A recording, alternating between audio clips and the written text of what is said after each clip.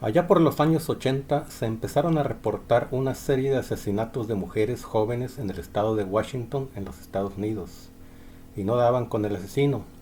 Pasaron 20 años y ya se contaban 48 asesinatos, hasta que finalmente fue inculpado y arrestado Gary Ridgway, de 54 años. ¿Será perdonado por Dios Gary Ridgway? Entre los creyentes cristianos hay una gran controversia sobre quiénes serán perdonados y quiénes no, quiénes irán al cielo y quiénes irán al infierno, y mucho de la controversia gira alrededor de estas palabras de Jesucristo. Todo pecado y blasfemia será perdonado a los hombres, mas la blasfemia contra el Espíritu Santo no les será perdonada, ni en este siglo ni en el venidero. Bueno, pues es un tema muy serio y profundo, y tan controversial que es una de las principales causas de división entre muchas de las iglesias cristianas. Unos afirman que todos iremos al cielo, otros dicen que muchos irán al infierno, y hasta se habla de un purgatorio. Antes que nada hay que definir qué es el cielo y qué es el infierno. El cielo o la gloria es la presencia de Dios. Si estás cerca de Dios, estás en la gloria, mientras que el infierno es lo contrario. Si estás separado de Dios, estás en el infierno. Habrás oído la expresión, estoy viviendo un infierno. Esa expresión refleja muy bien lo que es el infierno. Tanto la gloria de Dios como el infierno los podemos experimentar aquí y ahora. Yo he estado en el infierno muchas veces, pero cada vez más experimento la gloria de Dios. Puede parecer una definición demasiado simplista, pero tiene mucho fundamento bíblico. Déjame ilustrarlo con el juicio de Gary Ridgway. Observa a las madres de dos de las víctimas. Es un animal. Le deseo una muerte lenta, dolorosa y cruel. Va a ir al infierno porque es un demonio. Aquí alcanzo a percibir dos manifestaciones del infierno. Por un lado, el odio y el rencor ardiendo traumáticamente en el corazón de esas madres de dos de las víctimas. Y por otro lado, la insensibilidad del acusado al ser confrontado con sus crímenes. Pero saber que pasará el resto de su vida encarcelado no ha de ser nada agradable. Y hasta ese momento ya había tenido 3 matrimonios y 3 divorcios. Las consecuencias de su forma de vida no fueron nada agradables. Ha estado viviendo un infierno. ¿Puedes ver que hay diferentes formas de experimentar el infierno? La buena noticia es que uno puede salir del infierno. Y en este mismo juicio se manifestó cómo puede uno salir del infierno o evitar caer en él. Observa qué reacción tan diferente de las anteriores. Señor Ridgway, aquí hay gente que le odia. Yo no soy uno de ellos.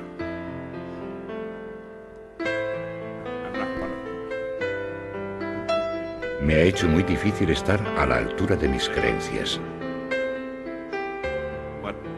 Y lo que Dios me dice que tengo que hacer es perdonar.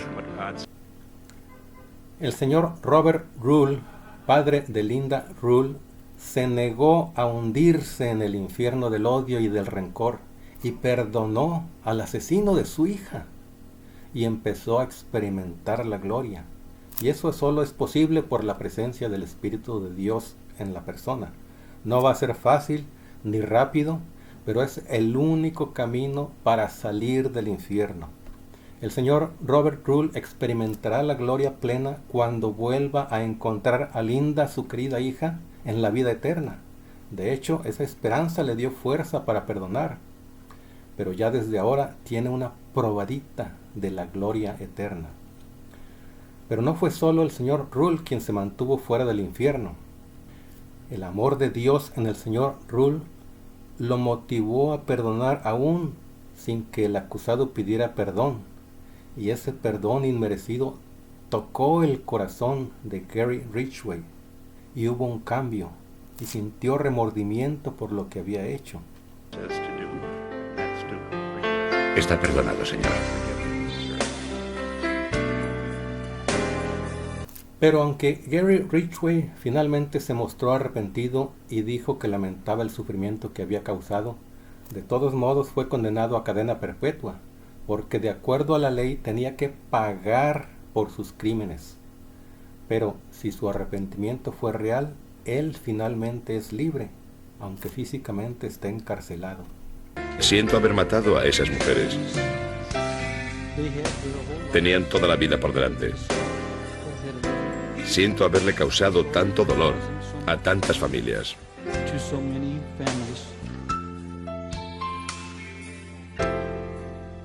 Así que el infierno del que habla la Biblia no es el lugar llameante que Dante Alighieri popularizó en el mundo cristiano. Tampoco hay purgatorio ni limbo, de acuerdo con la Biblia, por lo menos. De acuerdo con la Biblia, no hay purgatorio, no hay limbo. Pero viajemos hacia el futuro hasta el día del juicio. Leemos: y vi a los muertos grandes y pequeños de pie delante de Dios, y los libros fueron abiertos, y fueron juzgados los muertos por las cosas que estaban escritas en los libros, ¿sí? En estos libros. De hecho, la palabra Biblia significa libros. Entonces, por la palabra de Dios seremos juzgados todos, los vivos y los muertos. ¿Qué diferencia hay entre el juicio de Gary Ridgway aquí en la tierra y el juicio final? Grandes diferencias. Para empezar, el juez es el mismísimo Dios y es padre del acusado. Así que el acusado es hijo del juez. Y no solo eso, el juez también es el abogado. Y el fiscal es nada menos que Satanás. Como leemos en Apocalipsis 12:10, ha sido lanzado fuera el acusador de nuestros hermanos, el que los acusaba delante de nuestro Dios día y noche. Y también leemos en una de las cartas de Juan, hijitos míos, estas cosas os escribo para que no pequéis, y si alguno hubiere pecado, abogado tenemos para con el Padre, a Jesucristo el justo. Así que Satanás acusa, pero Cristo, a nombre del Padre, juzga y defiende. Dios es el juez y el abogado, y es el padre del acusado. ¿Cuál crees que será el veredicto? Pero hay algo más. Las víctimas también son hijas del juez, y por lo tanto son hermanas del acusado. Y los familiares de las víctimas también son hijos del juez, y por lo tanto también son hermanos del acusado. Y por si fuera poco, las víctimas ya no están muertas, allí están también en el día del juicio. Creemos en la resurrección de los muertos, ¿no? Y más aún, el acusado ya había sido declarado culpable y condenado a muerte, pero ya se ejecutó la sentencia, ya se aplicó el castigo. Cristo recibió el castigo, Cristo pagó la condena en lugar del acusado, y en lugar tuyo y en lugar mío, en lugar de todos. Por lo tanto, si el acusado reconoce su culpa, quedará libre de toda culpa. Así que ya no hay delito que perseguir. ¡Caso cerrado! Lo único que falta por resolver es el problema en las mentes de los involucrados. Cada uno de nosotros tendrá que enfrentar el juicio de Dios individualmente. Cada uno será confrontado con todo lo malo que hizo. Y no será sencillo. Será como un fuego que tiene que quemar toda raíz de amargura que pueda uno guardar en el corazón. Esa es la forma en que Dios hará justicia. Pero ¿qué hay del pecado imperdonable? Este es todo un tema en sí mismo y podría decir mucho al respecto, pero por el momento solo te diré esto, aunque parezca contradecir a Cristo. Dios ya perdonó el pecado imperdonable. Mira, la Biblia dice muchas cosas que no se deben tomar literalmente, sino entenderse a la luz de todo lo que Dios dice acerca del tema. Cristo dice, si no perdonan a los hombres sus ofensas, tampoco el Padre perdonará a ustedes sus ofensas. ¿Acaso Dios no perdona a las madres de las muchachas asesinadas por no perdonar ellas al asesino? ¿Que no era solamente la blasfemia contra el Espíritu Santo lo que Dios no perdonaría? Vemos pues que hay que entender el tema de acuerdo a todo lo que se dice al respecto. Dios es amor, entonces también hay que tener eso en mente. Así que la cuestión no es si Dios perdona o no perdona. Él ya perdonó. La cuestión es si tú aceptas o no aceptas el perdón de Dios para otros y para ti. Porque si no lo haces, no estarás en paz. Estarás ardiendo en amargura. No podrás disfrutar el perdón de Dios. Y será como si no te hubiera perdonado. Ese es el pecado imperdonable. ¿Y quién podría ser tan necio para no aceptar el perdón incondicional de Dios? Bueno, un ejemplo clásico. Hitler. Imagínatelo ante Cristo en el día del juicio. Él quiso exterminar a todos los judíos, pero ahora va a ser juzgado por un judío. Bueno, ya no es judío, pero Hitler así lo consideraría, porque en la tierra nació como judío.